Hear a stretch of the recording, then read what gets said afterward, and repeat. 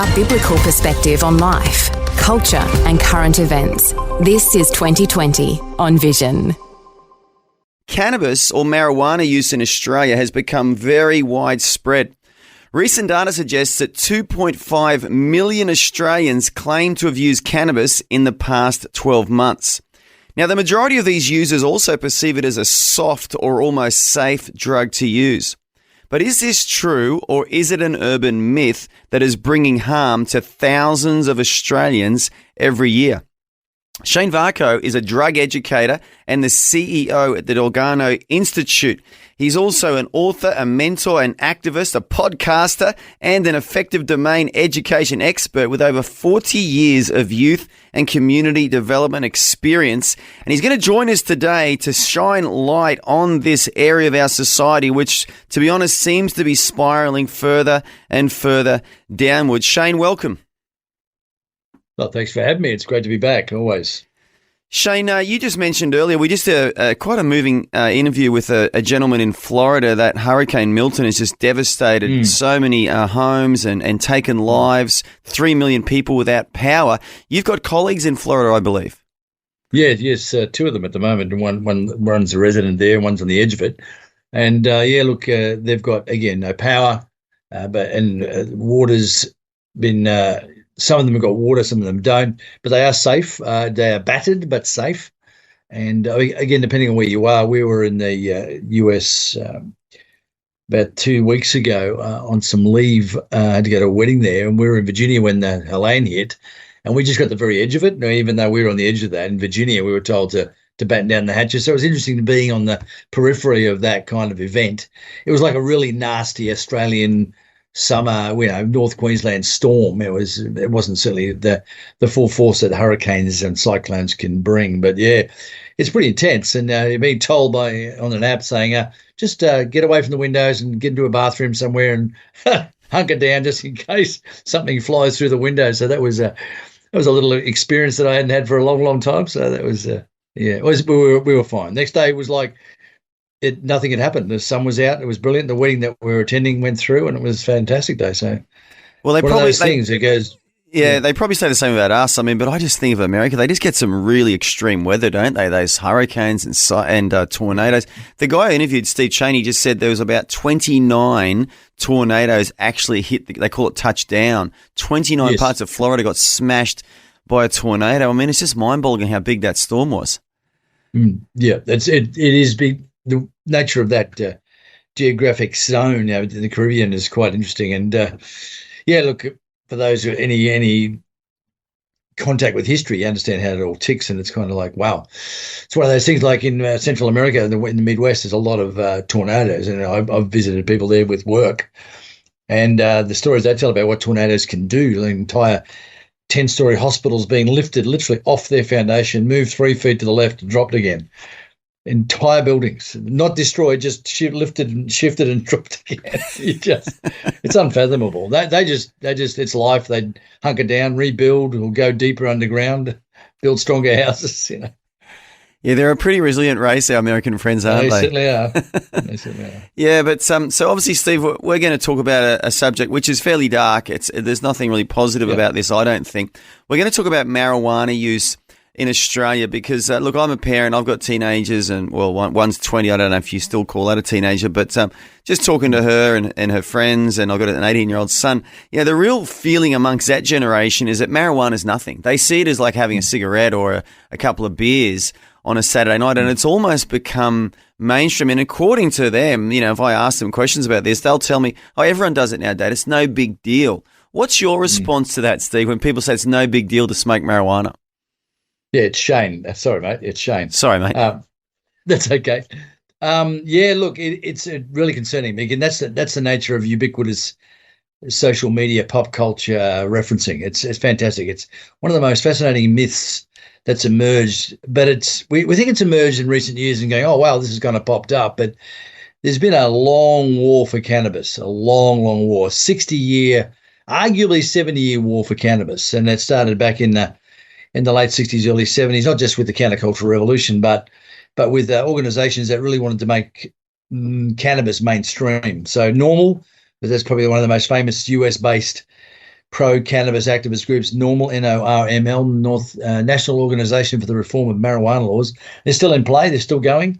And so they've been working tirelessly. The war for cannabis, the war for drugs, has been relentlessly fought for decades and decades. And, of course, the promise of getting it into the marketplace was only going to be achieved through a medicinal model.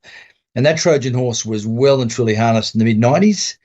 And, of course, that has been the frame in which a lot of young people get it. So not only is it the ubiquitous kind of deal that's happening, but it's the frame of the medicinal capacity. Now, there are no medicines in the world that are used recreationally, not legally.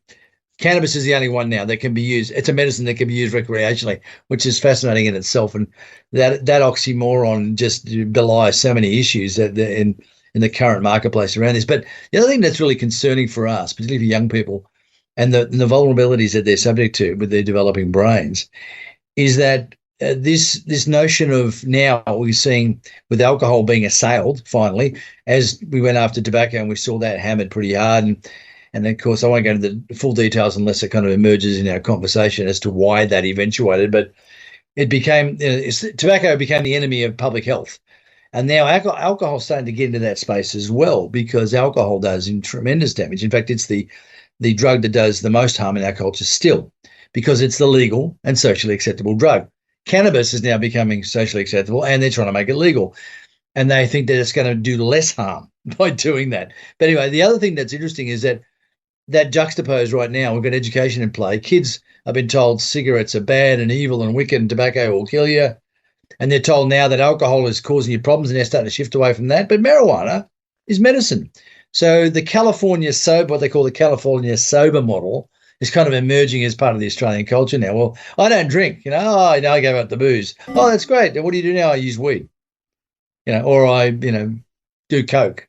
And the idea that cannabis is harmless could not be. Now, I need to emphasize this. I've emphasized it in past interviews. It cannot be more aggressively and assiduously assailed. That is a myth of the highest proportions. And sadly, the young person's brain that's engaging in it, the very brain space that they need to understand that and recognize that and actively and effectively deal with it, is being damaged. We'll talk about that later on. Yeah, look, you've covered a lot of bases there, and I'm really curious about a couple of them. I want to just take a very, very short break, Shane. And after the break, I do want to ask you about the tobacco thing, because you mentioned how tobacco eventually, the tide turned on that. And after the National News Bulletin, which is in about 10 minutes' time, we'll also take calls if you've got questions to ask Shane or a comment. Or maybe you think marijuana isn't so bad. I remember when I was in high school, Shane, I became a Christian and obviously got off, partying and all the things that were associated with parties, including drugs and alcohol use. And I remember this guy said to me once, "Hey, Andrew, what's the big deal? Jesus smoked the weed of life. It's in the Bible." And he was serious. He was convinced that there was a Bible verse somewhere. He wasn't telling you he was Jesus, was he? No, he wasn't quite Jesus. He was just a grade 12 student. But he was convinced there was a verse in the Bible that said Jesus smoked the weed of life. And it's amazing how many urban myths are out there, entrapping people. But as I said, we'll take your calls after the National News Bulletin. We'll take a short break now. After the break, we are back with Shane Varcoe, who is the CEO at the Dalgarno Institute. The Treasury Project is a community initiative designed to help us memorize Scripture together, one verse at a time. Each week, we focus on a new Bible verse, encouraging you to hide God's Word in your heart. Find memorization tips, devotional thoughts, and downloadable resources at treasuryproject.org.au. While you're there, sign up to receive the weekly verse by email or text. You can also easily find this week's scripture in the Bible tab of the Vision app. The Treasury Project. Another way Vision is helping you look to God daily. Katoomba Christian Convention is all about bringing you life-changing Christian events and solid Bible teaching that helps you grow your faith. But now, with the KCC One app, you can experience the impact of KCC events every day. Stay up to date with all the events happening at Katoomba Christian Convention. Enjoy daily encouragement and never miss another talk from the speakers you love again. Download the KCC One app from your app store or head to kcc1.org.au. Station sponsor. Helping you make sense of life, culture, and current events. For from a biblical perspective. 2020 on Vision. And welcome back. We are talking about marijuana use in Australia, the dangers of it and the dark side to it. But my guest today, Shane Varcoe, just made a reference to tobacco earlier. And Shane, I want to just pick up on that point. Tell me about the journey of tobacco in Australia from being something like my grandfather, he fought in World War One, and the soldiers in World War One were given free cigarettes to calm their nerves, and he became addicted to smoking. And then he had 8 kids when he got back from the war, because that's what you did. You came back from the war and bred in case there was another one. And, at least 2 of his kids died from lung cancer because they all picked up smoking because he did. And that was a government-endorsed habit that he picked up to calm his nerves in the trenches. So tell me about the journey of tobacco from that to where we are now. Yeah, it's a good insight. And sadly, again, science hijacked by a sector, by the industry, to promote an aspect of a product that has an immediate, seemingly positive impact with a long-term detrimental impact. And that's the key here. Now, let's start with with your experience. Nicotine is an incredibly addictive substance. Tobacco in and of itself has got a bit of nicotine in it, but a lot of the cigarette companies add nicotine to it so to ramp it up. And of course, it's incredibly calming, but it has a lot of short negative, but long-term negative effects. And of course, inhaling particulates from tobacco and any substance for that matter is detrimental to your lungs. The cardiovascular system doesn't do well with stuff in its system. So the concern was that this is actually helping people in the short term. In distress, as you can imagine, the PTSD and what wasn't even that thing back then was an incredibly difficult thing to manage. Fear and anxiety, and I completely get it. And of course, just on the alcohol issue, after World War II, we had almost a constitutional prohibition in Australia after World War I. We don't talk about that very much. To stop alcohol, because returning soldiers were literally killing themselves with alcohol. So they had to have rations. Like, you could not buy alcohol. It was prohibited unless you had a particular ration, and you only had a certain amount, because people were just self-medicating their distress, as you can imagine.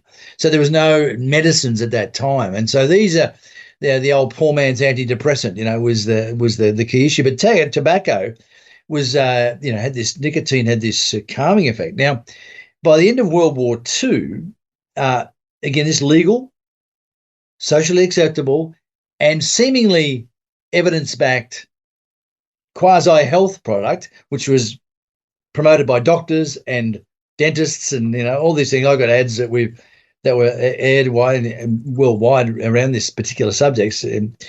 That it was just become mainstream. And so, of course, the long-term harms of this were starting to emerge, but people were saying, well, it can't be tobacco that's doing it. There must be something else. But by the end of World War II, an aggregate of 52% of all Australians over the age of 16 were smoking daily. Like, that's staggering. Yeah. Right? And so that was going on. And of course, the companies were being taxed more and more. You Philip Morris's and whatnot. And again, getting back to the taxation point.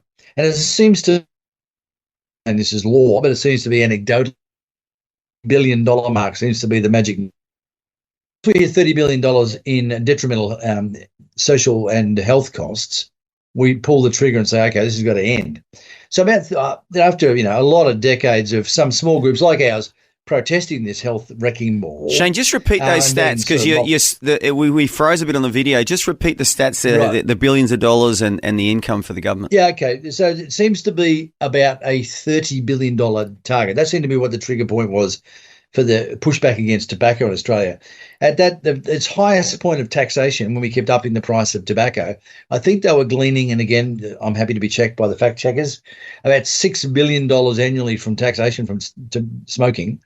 But healthcare costs, cardiovascular disease, stroke, all those sort of things, was up around $30 billion. So they said enough. So they started pushing back, and preventative health started to look a little bit more attractive.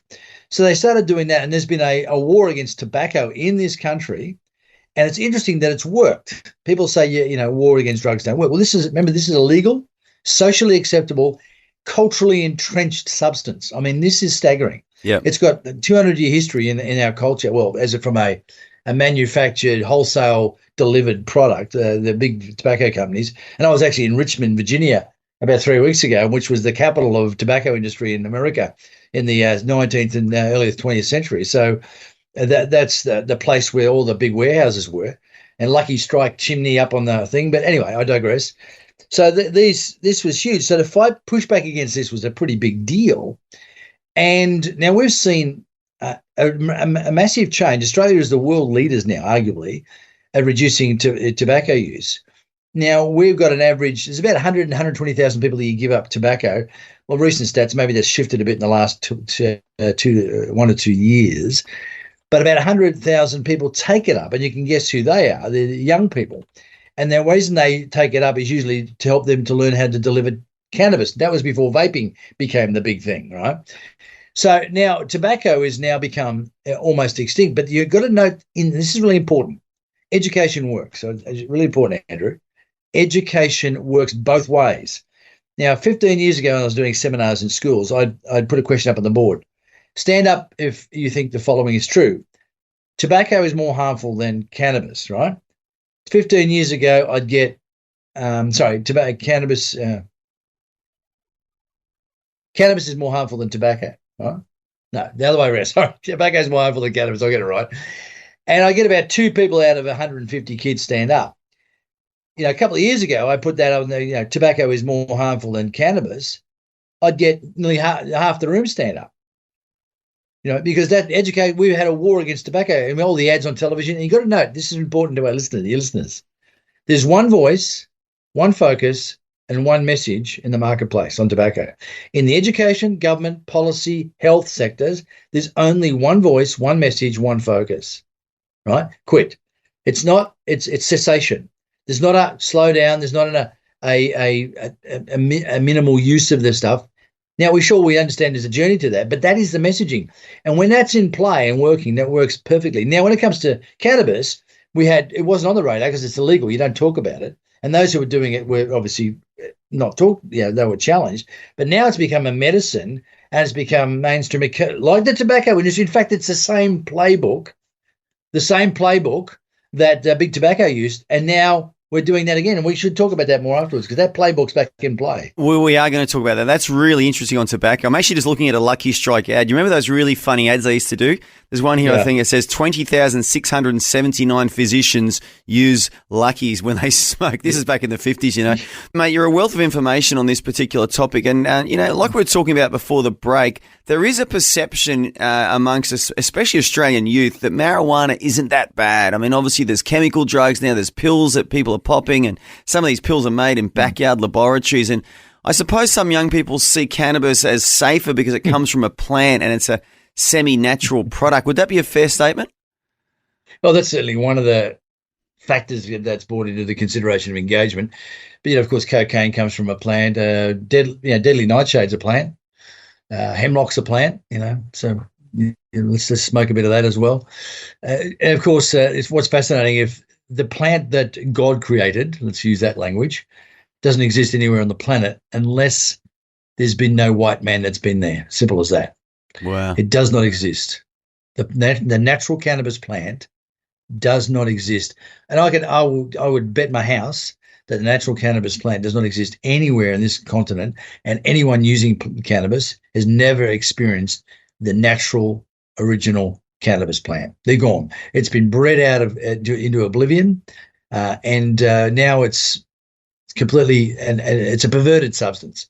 It's to say it's a plant. Sure, you can grow it in a pot, but like I said, you can grow deadly nightshade and hemlock and sodium monofluoroacetate, which is arguably one of the deadliest poisons known to man. It's called 1080. That appears in a lot of native Australian plants. So again, there's a lot of poisons in nature. Cannabis is another poison. And one of the things that's fascinating about the pro-drug lobby is that they've had 60-year, as I said earlier, 60-year war for this substance. And one of the things about you see sitcoms and TV shows over the last 30, 40 years, always dropping in these comments about marijuana. When it's legalized, it's going to be great. It's been suppressed because, the moralistic blah, blah. And it's going to be great. And all of a sudden it's going to cure cancer and it's going to cure all ailments. And all these promises were made because there was no science, because it wasn't been done. So the hype was certainly generated. Now we've had at least 20 years of science on this.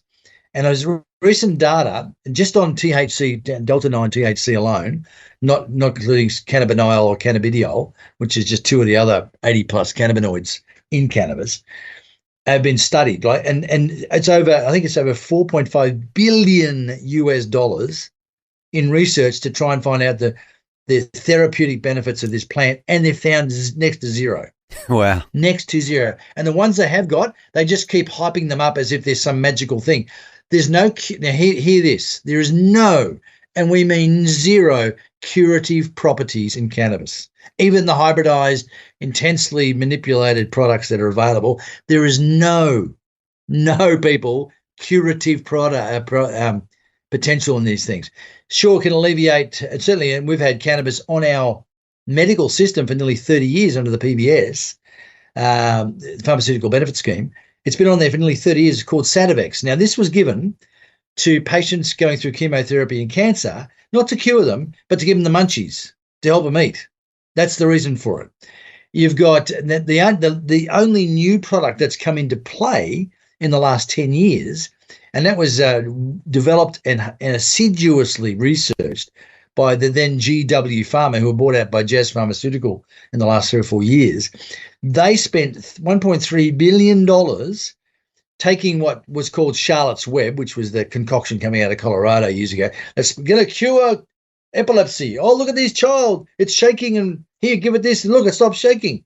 Magical, right? So they thought, okay, this has some impact on this, particularly this Dravet syndrome epilepsy, which is a nasty form of epilepsy. Now, all you got to do is put up and it's distressing. Let's be clear. When you've got a 5-year-old, 6-year-old shaking uncontrollably for hours on end, it is distressing for anybody, let alone the child. It's horrendous. So when someone offers you a seeming solution that stops, you go, well, this is a miracle, right? Now, so what GW Pharma did, they thought, well, okay, let's look at this. Let's take this backyard tincture and let's see what we can do something with it. They come up with a product, a pharmaceutically derived, double-blind, placebo-accounted for, trialed medicine, not some backdoor backyard hippie, and they fully trialed it, and they finally got it registered with FDA and with other groups around the world, and TGA in Australia. And it's called Epidiolex, right? And it is, get this, a fourth-line treatment. It does work in some settings for particular strains of epilepsy. It's a fourth-line treatment. So in other words, there are 3 other epilepsy medicines that are better than it, right? And it has a 25% to 30% efficacy, which is not too bad.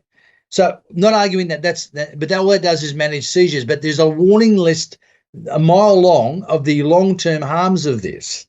Now, this is the problem with I won't go into all the details about the pharmacology of this thing and how it works, but the entourage effect is a real problem with cannabis because it's got a lot of cannabinoids, and any basic benefits you may get from it, and their therapeutic benefits are really just about symptom alleviation. They're not curative. I'll make that clear again. The benefits, the harms from this in most cases outweigh the benefits. That's why pharmaceuticals are struggling to try and deal with this. It's such a complex plant to make it work effectively without causing harm in other areas. Now, when young people are told, oh, look, take some weed, you'll chill, and they vape, some weed, or they, eat a cookie or whatever, and for some of them, it may chill them out. For many, it doesn't, depending on the level of delta-9 THC. And, of course, delta-8 can now be manipulated into delta-8 THC. So you've got cannabinol can be manipulated to be delta-8 THC, which is kind of getting around the system. And I'm, doing a lot of sort of bits and pieces here. I don't want to get too complex. But the bottom line is they've sold this idea. It's a plant, it's natural, it's medicine, it's going to work. But we're finding from the science, and again, $4 billion plus worth of research, still coming up with basically almost net zero outcomes or positive outcomes. And now we're finding out it causes cancer, it doesn't cure it.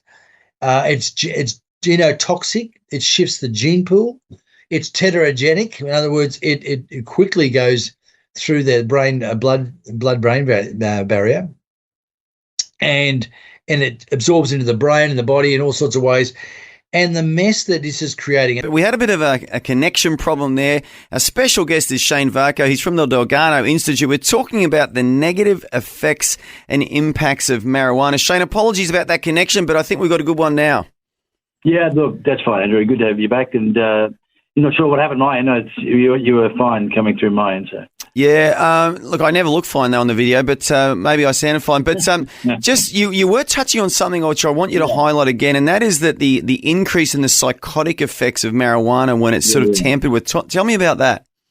Certainly. Yeah. One of the difficulties with this plant, of course, the more engineered it becomes and the more manipulated it becomes, and particularly with the intent of increasing the delta-9 tetrahydrocannabinol and arguably delta-8, which does have a lesser but still interesting psychotic effect on the psychotic effect on the brain, is that this substance now, not just the growing of it, but also the deployment of it or the ingestion of it is quite disturbing, because when they start turning the product, for example, into dabs or shatter or butter, which is it's like almost like the hashish, a gooey substance that they can vape. The THC content in those can be anywhere between 70 and 98%.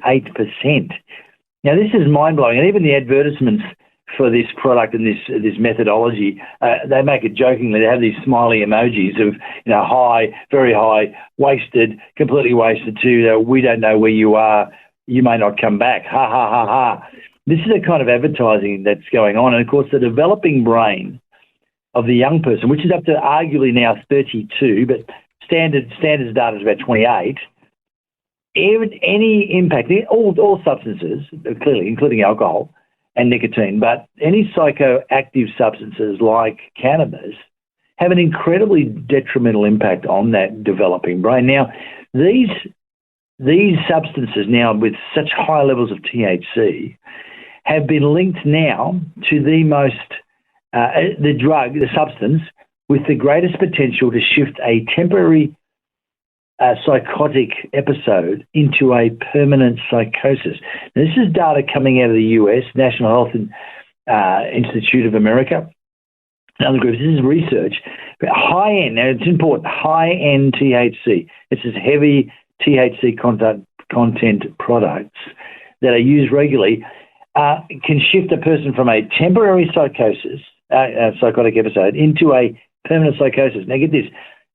Up to double that of LSD, up to double that of which is historically the great hallucinogen drug. Yeah, that's full on, up to double, and no one would ever guess that. I'm sure if you did a little survey of 100 people, no one would even guess that. That is mind-boggling. It's actually terrifying, to be honest. And as I said, I got teenagers and they got friends. It's terrifying. Now, I just want to hold you there, Shane, because we've got a caller from Melbourne. His name is Douglas. He's been very patiently waiting. Douglas, have you got a comment or a question for Shane today? Hey, Douglas.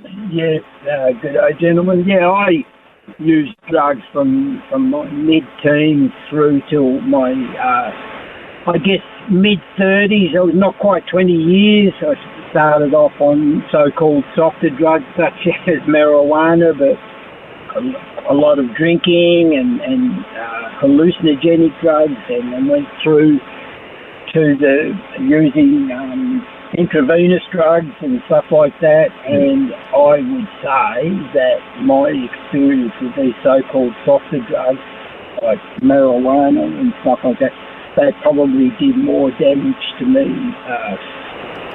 mentally, emotionally, than some of the other drugs. Not that I wanted to suggest that, it's good for any of the drugs, but I finished up being put on medication and stuff, and the medications that I got put on, I became quite dysfunctional with that as well, I just found that the whole drug experience for me, right through from alcohol through to heroin and cocaine and amphetamines, the whole thing was just a really destructive experience in my life. Yeah. Shane, have you got a response for Douglas there?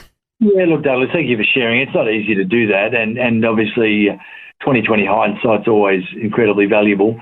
And what we're trying to do, and hopefully your comments today will help us give a bit of 2020 foresight to some young people, because young people, we all know what goes on with the young person's brain. I think they're setting new boundaries, they're setting their own space.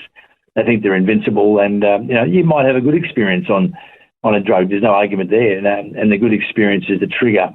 And now we know from the science that particularly the younger you are, that first positive or even negative encounter, which is a lot of, in fact, a lot of people have very bad experiences on substances, including marijuana, incredibly bad experiences, because all drugs are idiosyncratic, and therefore you don't know, that a single patch of drugs could have a different effect on 3 different people in 3 different ways because their psychobiology is different.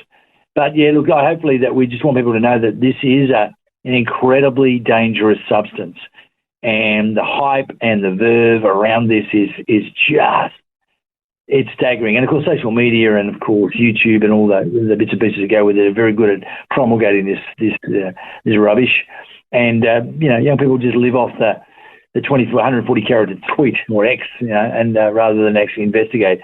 But yeah, it's important because the psychological damage that cannabis does, it can be long term. A lot of people who have a psychotic episode may get off cannabis and stay off cannabis and can sort of almost get back to normal within a couple of months, but they've got to stay away from it. But sometimes that's not the case. In fact, my brother died very young and just recently, younger brother, and he was cannabis affected for most of his life, ended up on disability all because of weed. And so it just completely ruined his life. Paranoia was a huge problem for him, absolute paranoia. Yeah, and that's awful, Shane. Disappeared in that rabbit hole. And to watch that happen as a family member is just staggering. And the people that promote this as being harmless and want to legalise it are culpable. They are literally culpable, and they need to be able to account for this. Yeah, I'm really sorry to hear your story, Shane. I didn't know that about you and your little brother, mate. That's just awful. And Douglas, I want to thank you for having the courage to call in, and we're so glad you are a Christian now, obviously, and you're off all the drugs and you're clean. And well done, mate. I'm sure your testimony is impacting a lot of people too, Douglas. We've got a couple other callers just waiting, so we'll have to move on. But thanks again, Douglas, for calling us from Melbourne today. Thank you. And we will go to another caller who is Wayne Wayne is from Mackay. Are you there, Wayne? Yeah, mate, yep. You got a comment or a question today? Yeah, mate, I started off, my stepping stone for me when I became a drug addict for 22 years. I've been clean now for 32. Got set free from when I became a Christian, but mate, I honestly believe that marijuana is more dangerous than alcohol and cigarettes because no one plans to become an addict or go any further, and they go from experimental to social, preoccupied, and then full dependency. They don't plan to go there, and mate, and this medical marijuana that's around that you explained there before in a different way to me, but that's what you meant, I'm pretty sure. Well, it's just being abused, and as you say, that it's stronger than the ordinary bush that people are used to. I mean, back in my days, the percentage of THC in the marijuana was below 1%. Yeah, about 3%. You're right. Yep, that's right. Yeah, and it's just crazy, mate. It nearly destroyed my life. If it wasn't for the Lord in my life that set me free from all that, I don't think I would have made it because it grabbed me in such a way and grabbed hold of me that I had no control. I thought I was in control, and all of a sudden it's controlling me and taking me on to heavier drugs from that stepping stone, which was marijuana. And like that last gentleman that just spoke, well, I was pretty similar to him, you know. I had no idea I was going to go heavier than what I was. But, yeah, it's bad, mate. I work with an organisation now and they have talks, mate, and even with some of the talks that they have from, like ATODs or whoever they may be, well, they talk like they're way behind what they really know, and yet they do a lot of studying into a lot more than I ever found out about what I was using. Well, Wayne, I want to just say again, because we're almost at the end of our segment today, but thank you so much, because that story, your life story, is powerful, and it's obviously true. And as you said, that's so harmful, this marijuana, and we need to get more and more people to hear this message that marijuana is not a soft drug. It's not a harmless drug. It's a harmful drug. And Wayne, you are another example of that, mate. You've experienced it firsthand. But you know what? I just thank God so much. He saved you, Wayne, and you now are shining light into people's lives in this area as well. Amen. Thanks, mate. And, good on you, brother. Thanks for calling. We've got one more call we want to get through today, but you have a super day, Wayne. Okay, mate. Thanks. And we'll just move on to our last caller today, and they're anonymous, but that's okay. We will take their call. Are you there? Yes, I am. What would you like to say today? I'm just curious because I have a friend who is using cannabis as a medicinal type thing. Uses it I think in the form of vaping or something similar. So what's your question to Shane? So do you know what your friend is treating? What's the ailment they've got? What are they treating with it? I think it's mainly anxiety. But okay, well, let's ask Shane. Shane, what's your response to that? If someone's using medicinal cannabis for anxiety, what's your response? First thing about medicine, no medicine is ever vaped or smoked. First thing. That's number one. So number two is the anxiety issue. I get it. I understand it. And cannabis, because of the placebo effect, can initially assuage or decline anxiety. But what it does is it undermines the brain's capacity to actually manage the stress. So what it does is it hooks you in very quickly. So you may feel relaxed, but then you need to hit it again. And of course, you're vaping, so you're getting almost direct insufflation, or what they call through the nose or through the lungs, is the second quickest delivery system into the body outside of injecting it straight in, which you can't do really with cannabis. So she's feeling great. It's like nicotine hit. It's like I feel better, and of course the distress comes back quickly, and they have to hit it again. Yeah. And so it's not it's not only is it not abating her symptoms, it's actually making her worse. And any doctor that's worth it is not bought off by the cannabis industry will tell her that. This is not a long-term strategy. This is not a long-term strategy for health. Yep. Sorry about that. I am sharing that. Well, I'd encourage you to check out the Dalgarno Institute website as well, and you'll find more information. Particularly, Cannabis is Medicine, our section, Yeah, there's a section on his website, Cannabis is Medicine. But I want to thank you so much for calling in. It's just great having caller interaction. Yeah. Hopefully Shane's answer there has given you a little bit of insight. But go to his website and check out more information. We've got to move on the show today, though. But you have a super day, and thanks again for calling in. Thanks. Well, Shane Varcoe, we could talk all day, and obviously there's some real caller interest there. But thank you so much for joining us on 2020. And let's point people towards your website because there's a wealth of information on there. Just tell us what that website is again, please, Shane. Is it dalgarnoinstitute.org.au, and particularly with a number of cannabis resource tabs there. But Cannabis as Medicine is one that I recommend listeners look at. Again, we post evidence-based data. The vast majority of it is published research, so it's not just our opinions or spins.